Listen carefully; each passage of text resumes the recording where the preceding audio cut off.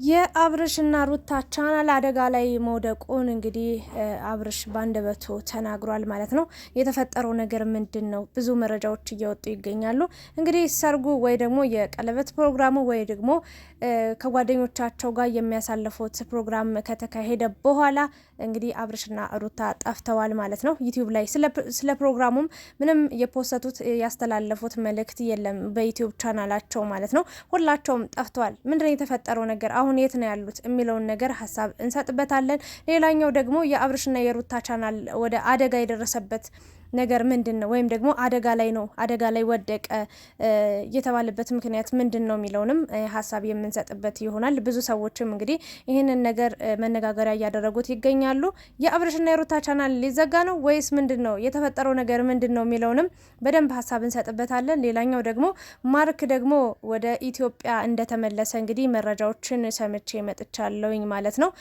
ውድ የቻናሌ ቤተሰቦች እንዴት ናችሁ? እንዴት ቆያችሁ? በያላችሁ በሰላማችሁ ይብዛ። እንግዲህ አብርሽና ሩታ የቀለበት ፕሮግራም ወይም ደግሞ የጓደኞቻቸው ጋር የመገናኛ ፕሮግራም አድርገው ነበረ። ወይም ደግሞ በአድናቂዎቻቸው በሚወዷቸው በሚያከብሯቸው ሰዎች ጋር እንግዲህ ጥሩ ጊዜ ለማሳለፍ እነሱም ለመዝናናት እነሱም ፈታ ለማለት እንግዲህ ጓደኞቻቸውን ይዘው ወደ ዱባይ አምርተዋል ማለት ነው። በዱባይም እንግዲህ ያላቸው ቆይታ ያያችሁት ነበረ። ከትናንት በፊት ጀምሮ የነበረው ነገር ዝግጅቱ፣ ፕሮግራሙ፣ ሁሉ ነገር የፎቶ የቪዲዮ ፕሮግራም ነበረ።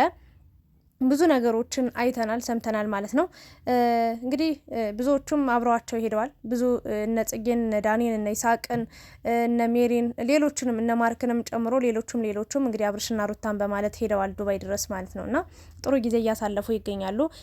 ያው በሚያሳዝን ሁኔታ ደግሞ ዳኒና ጽጌ እንግዲህ በጣም ከባድ አደጋ ደርሶባቸው ነበር በነገራችን ላይ ማለት ነው። እና ቪዲዮን አይቼው እኔ ራሴ በድንጋጤ በቃ ነፍሴ ቀጥ ልትል ነው የደረሰችው ማለት ነው። እኔ ነግሬ ነበረ መጀመሪያ ከሀገር ሲወጡ ከሀገር ሲወጣ ብዙ ነገሮች አሉ። አደራችሁን መዝናናትም መጫወትም ሁሉ ነገር ፕራንክም ይሁን ምንም ይሁን በቃ ለምትሰሩት ለምትራመዱት ለእያንዳንዱ እንቅስቃሴያችሁ ጥንቃቄ ማድረግ አለባችሁ አደራ ብዬ ተናግሬ ነበረ። ለማንኛውም ግን ያው እንኳን በሰላም አለፈላችሁ። ይሳቅ በጣም ሲያወራን የራሴ በጣም ነው የደነገጥኩት። ቪዲዮውንም እኔም አይቼዋለሁ ኢንስታግራም ላይ ና በጣም ያስፈራ ነበር። ለማንኛውም ዳኒና ጽጌ በዚሁ አጋጣሚ እንኳን እግዚአብሔር አተረፋችሁ ለማለት እወዳለሁኝ። በጣም አስቸጋሪ በጣም የሆነ እኔ እንጃ በጣም ከባድ ነገር ነው ያየሁት። ባህር ውስጥ ሰምጠው ነበር ማለት ነውና እንኳን እግዚአብሔር ረዳችሁ ማለት እወዳለሁኝ። ሌላኛው ደግሞ ማርክም እንግዲህ ወደ ኢትዮጵያ ተመልሷል እየተባለ ነው።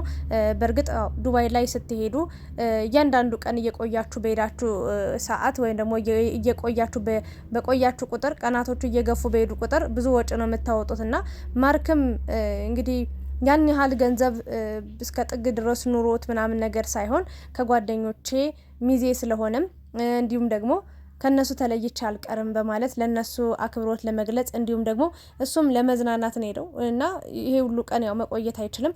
ከዚህ በኋላም እንግዲህ ያ ፕሮግራም አልቋል። ብዙ ጓደኞች ብዙ አድናቂዎች ተገኝተውበት ያ ፕሮግራምም አልቆ ተዘግቷል ማለት ነው።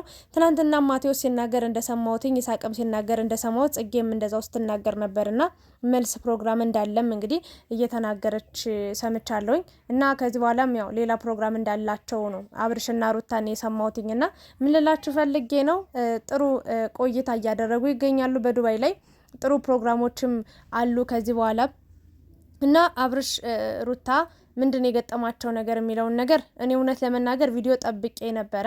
ዩቲዩብ ላይ ይለቃሉ ቪዲዮ ስለነበረው ፕሮግራም እንኳን እነሱ ሌላ ሰውም ራሱ በጣም ብዙ ሰው በቃ ቪዲዮን ሲቀባበለው ነበርና በእነሱ ቻናል ግን በሩታም ወይ በአብርሽ ዩቲዩብ ቻናል ምንም የተፖሰተ የተለቀቀ ነገር የለም። ይሄ ነገር የሆነው ነገር ምንድን ነው? ለምን እንደዛ ሆነ? የደስታቸው ቀን ነበር፣ የደስታቸው ምሽት ነበር። እንደውም ከማንም ቀድመው መፖሰት የነበረባቸው አብርሽና ሩታ ናቸው ብዬ ነው የማስበው። ሙሉ ፕሮግራሙን ባይሆን እንግዲህ በማቴዎስ ቤት ዲጄው ማለት ነው መርከቡን ፕሮግራሙን ሲያስተላልፍ ሲመራ የነበረው ልጅ ማለት ነው በሱ ቲክታክ ነበር እኔ ስከታተል የነበረው ቀጥታ ላይቭ ሲያስተላልፍ ነበር። ግን ሙሉን ሳይሆን ቀንጨብ እያደረገ ነው። ያው እነሱም ለመፖሰት የሚያስቀምጡት ቪዲዮ ይኖራል ብሎ ስላሰበ ይሁን ምን ይሁን አላወቅኩም። ብቻ ግን ለምን እንዳልተፖሰተ ለኔም ጥያቄ ምልክት ነው። እና ወደ ዋናው ነጥብ ስመጣላችሁ በመጀመሪያ ማርክ እንኳን በሰላም ወደ ሀገር አበቃ፣ እንኳን በሰላም ወደ ሀገር ተመለስክ። ከሀገር ሲወጣ ብዙ ከባባድ ነገሮች አሉ፣ ብዙ ያልተጠበቁ ነገሮች አሉና እግዚአብሔር እቅፍ ድግፍ አድርጎ እንግዲህ ወደ ሀገር አግብተዋል፣ ለሀገር አብቅተዋልና ጥሩ ነገር ነው ብዬ ነው የማስበው። እግዚአብሔር ይመስገን እንበል። ሌላኛው ደግሞ ወደ አብርሽና ሩታ ቻናል ሳልፍላችሁ፣ በእርግጥ እነሱን ለመጉዳት በጣም ብዙዎቹ ቆርጠው ተነስተዋል። በጣም ማለት ነው ከሚባለው በላይ ቻናላቸውን እስከ ማዘጋት እነዚህ ልጆች ለመጉዳት ለመበደል በፕሮግራም ተሰባስበው በጣም እያወሩ ብዙ ሰዎችን ሰምቻለሁና ተዋቸው፣ ልጆቹ ይኖሩበት። እነዚህ ልጆች ማለት ነው የማዳም ቅመሞችን ገንዘብ በሉ እያላችሁ ልክ እንደ ተቆርቋሪ፣ ልክ እንደ ተጨነቀ ሰው፣ ልክ እንደ በቃ እንደሚያስብ ሰው ብዙ ነገሮችን እየተናገራችሁ ነው የምትገኙት። ብዙ ነገሮችን እያደረጋችሁ ይሄ ለማዳም ቅመሞች አስባችሁ ሳይሆን የነሱ ደስታ በቃ በጣም አናዷችሁ ነው። የነሱ ስኬት በጣም አበሳጭቷችሁ ነው። የነሱ ከፍታ በጣም አናዷችሁ ነው። እንዴት በዩቲዩብ ገንዘብ እንዴት በዩቲዩብ ሰርተው እንደዚህ ደረጃ ላይ ደረሱ ብላችሁ አይናችሁ ቀልቶ በዚህ እድሜያቸው ገና 25 ዓመት እንኳን ያልሞላቸው ወጣቶች ናቸው። እናንተ 50 ዓመት 40 ዓመት ሞልቷችሁ የእናታችሁን የአባታችሁን ኪስ እየፈተሻችሁ ኪስ እያወለቃችሁ ገንዘብ እየወሰዳችሁ ነው የምትቀመጡት እና እነሱ ግን ሰርተው እዚህ ደረጃ ላይ ስለደረሱ አይናችሁ ቀልቷል። ምን አደረጉ? የማዳም ቅመሞች የምትሉት እነሱ ማሰብ አይችሉም እንዴ? ማገናዘብ እኮ ይችላሉ። ሲጀመር እነሱን ዝቅ አርጋችሁ ስለምታዩ ነው እንጂ ማውራት ይችላሉ፣ መናገር ይችላሉ። ከተማረ ሰው በላይ ያስባሉ፣ ያገናዝባሉ። ሰው ናቸው። የእውነት እንደውም ተማርን ከሚሉ ሰዎች የማዳም ቅመሞች የሚያስቡት አስተሳሰባቸው ልዩ ነው። የእውነቴን ነው የምላችሁ። እነሱን ለመንካት እነሱን ዝቅ ለማድረግ ነው እንጂ ለአብርሽና ለማዳም ቅመሞች አስባቸው አይደለም። ተዋቸው፣ በቃ ኑሯቸውን ይኑሩበት እባካችሁ ልላችሁ ነው የምወደው። ግን ምንም አታመጡ። እዛም ማወራችሁ እዚህ ማወራችሁ ዝቅ ማረጋችኋቸው፣ ከፍ ማረግ ወደ ጎን ማረጋችኋቸው፣ ወደ ኋላ ወደ ላይ ማረጋችኋቸው። እነሱ ከፍ ብሎ መብራራቸውን አያቆሙ። እነሱ ስኬት ላይ መድረሳቸውን አያቆሙ። ይህንን ነው ልነግረው የምችለው። አቁሙ። ስለነሱ አውሩባቸው። ምንም አታመጡ። አውሩ የፈለጋችሁትን ማለት ትችላላችሁ ብዬ ነው የምናገረው። ሌላኛው ደግሞ የአብርሽና የሩታ ቻናል አደጋ ላይ ነው የተባለው። አብርሽም እንግዲህ በጣም እንደከፋው በጣም እንዳዘነ እንግዲህ መረጃ ሰምቻለሁ። ያ የሆነበት ምክንያት በእነሱ ስም ፕሮፋይል ማድረግ ችግር የለው። የትኛውም ቲክቶክ ላይም ፕሮፋይል ይደረጋል፣ ዩቲዩብ ላይም ፕሮፋይል ይደረጋል። ግን በአብርሽና በሩታ ስም የተከፈተ ብዙ ቻናል አለ እና ሰሞኑን በጣም የታዘብኩት ነገር ነው።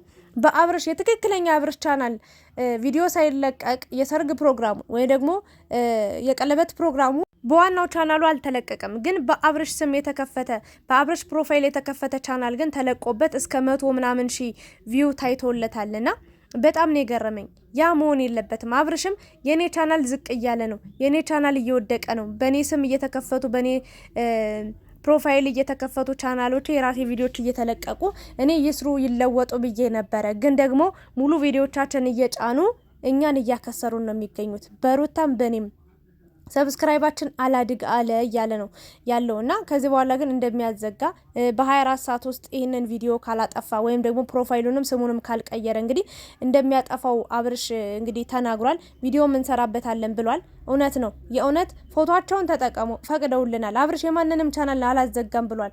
ቪዲዮቻቸውንም ተጠቀሙ። ግን ሙሉ ስማቸውን አርጋችሁ ሙሉ ቪዲዮቻቸውን የምትጭኑ ሰዎች ጤንነታችሁ ያሳስባል። ይሄ እኮ ነውር ነው። ስንት ነገር ለፍተው ስንት ነገር ደክመው የሚፖስቱትን ቪዲዮ ወስዳችሁ ሙሉ በሙሉ ፖስት እየቆራረጡ ፖስት ማድረግ ለአብርሽም ለሩታም ስለሚጠቅማቸው ችግር የለውም። ግን ችግሩ ሙሉ በሙሉ ወስዳችሁ ቁጭ የምታረጉ ሰዎች ናቸውና እባካችሁ ይህንን ነገር አቁሙ ለማለት ነው የምወደው። ብቻ አብርሽና ሩታ አይዟችሁ አለንላችሁ።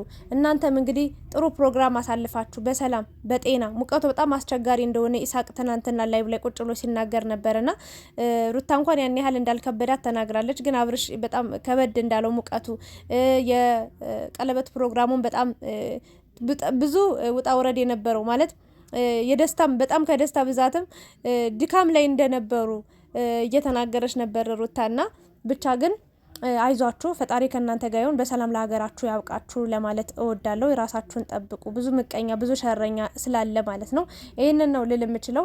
ቪዲዮ እንግዲህ ምናልባት ደክሟችሁ ሊሆን ይችላል ያልተፖሰተው፣ ኤዲት ሳይደረግ ሊሆን ይችላል። ሙዚቃ ካለው በነገራችን ላይ ለቻናልም ጥሩ አይደለም ዩቲዩብ ላይ ማለት ነው። ሙዚቃ ስታስገቡ በጣም አስቸጋሪ ነው። የእነሱ ደግሞ በዲጄ ነበር ሲመራ የነበረው። ሙሉ ፕሮግራሙ በቪዲዮ በምንድነው በሙዚቃ ነበረ። ምናልባት ይህንን ኤዲት ተደርጎ ምናምን ሊፖሰት ይሆናል፣ ጊዜ ይወስድባቸው ይሆናል፣ ለዛ ይሆናል።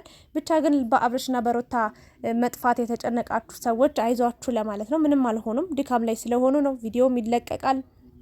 የእነሱን ቻናልም ማንም ሊያዘጋ ይችል፣ ምንም አቅም የላቸውም። አብርሽና ሩታ ከማንም የበለጡ ናቸው። ልነግራችሁ የምወደው ነገር ከብዙ ሰው ይበልጣሉ። ማንም ሰው ደፍሮ የእነሱን ቻናል ሊያዘጋ አይችልም። ይህንን ነው ልላችሁ የምችለው። ብቻ ግን ማታ በሚለቀቀው ቪዲዮ ደግሞ ድጋሚ የምንገናኝ ይሆናል። ማርክም እንኳን በሰላም ለሀገር አበቃ። ከቤዛ ጋር የሚኖራችሁን ቆይታ ደግሞ አብረን የምንከታተል የምናይ ይሆናል። አብርሽም ሩታም በርቱልን፣ ወደፊት ማንም ሊያስቆማችሁ አይችልም።